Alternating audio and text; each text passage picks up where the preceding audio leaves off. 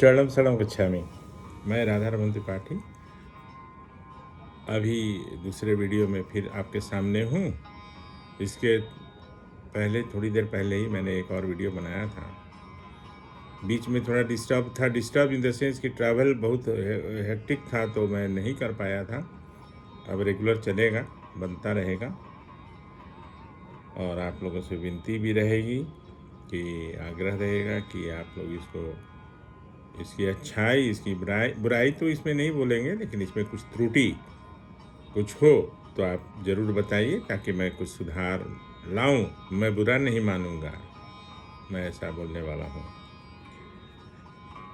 आज मैं एक और बात बताने वाला हूं परम जी की आदत के बारे में। परम जी को स्पष्ट बातें बहुत पसंद थी, उनका कहना, और वो सिखाना चाहते थे। ये नहीं कि वो कोई डिप्रेस करना चाहते थे, चाहे ऐसा नहीं कि किसी पर कमेंट ही करना।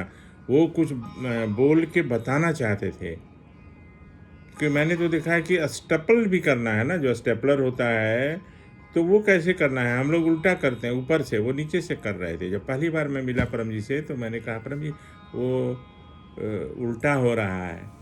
तो उन्होंने मुझे समझाया कि नहीं देखो, अगर 5-6 पेज है ना, तो नीचे से करोगे तो वो गिरेगा नहीं। मैंने सोचिए, एक छोटी सी बात है, पेपर को स्टेपल करने के लिए भी परम जी का एक मतलब बहुत अद्भुत अनुभव जो मैंने सीखा।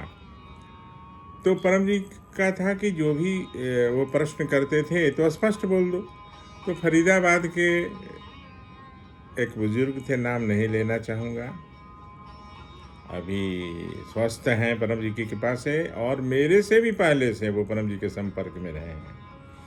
तो बोकारो में बराबर अनेक जगहों से परम जी लोगों को बुलाते रहते थे, और बुला के क्लासेज, उस समय तो शुरुआत थी, ये 20 साल पहले की बात बता रहा हूँ।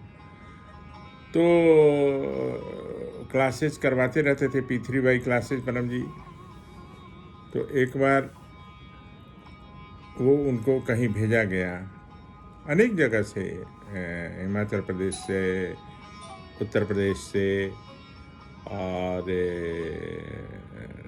फरीदाबाद से, सबको बुलाते थे बोकारो, और उनको भेजते थे कि आप यहाँ क्लास करो, आप वहाँ क्लास करो। तो उनको कहीं भेजा गया। जब क्लास लेके आए तो परम जी ने उनसे पूछा, मेरे सामने की बात है, कितने आदमी थे। उनका था, परम जी का पर्पस था कि क्लास में कितने आदमी थे। तो उन्होंने जो उत्तर दिया वो था कि परम जी, हॉल खचाखच भरा था। बस क्या उन्होंने जवाब दिया, उनका था कि हॉल खचाखच भरा था। तो परम जी को ये उत्तर तो उनके लिए तो उत्तर ये मैंने उपयुक्त नहीं था। तो उनका कहना था कि भाई, हॉल तो 10 आदमी का भी से भी भरने वाला हो सकता है, 100 से भी भरने वाला हो सकता है, और 1000 और 10,000 लोगों से भी भरने वाला हॉल हो सकता है। तो ये परम जी ने उनको पहले तो समझाया, और 1 वर्ष तक जितने भी क्लासेज होते रहे, और जहाँ परम जी ने स्वयं लोगों को सिखाया, ज़्यादातर क्लासेज में मैं रहता था परम जी के साथ, मुझे ले भी जाते थे अनेक जगहों में।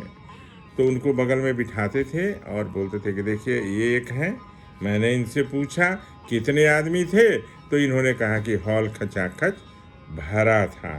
तो ये उनका ये पर्पस था, वो किसी को नीचा नहीं दिखाना चाहते थे, किसी को डिप्रेस नहीं करना चाहते थे।